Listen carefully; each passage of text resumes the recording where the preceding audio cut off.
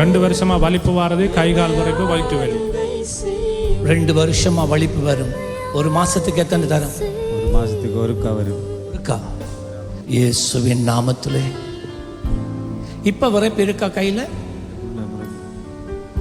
இயேசுவின் நாமத்திலே இந்த விரைப்பை நான் வெளியே எடுக்கிறேன். கால்களில், வயிற்றுல பாருங்க பெருக்காண்டு. கீழே மட்டும் விரைப்பு இருக்கு. கையை காட்டுங்க. லீவ் பாருங்க பெருக்காண்டு குறைஞ்சிட்டு. Leave in Jesus name. இனி ஒரு போது நீ வருவதில்லை. பாருங்க பெருக்காண்டு.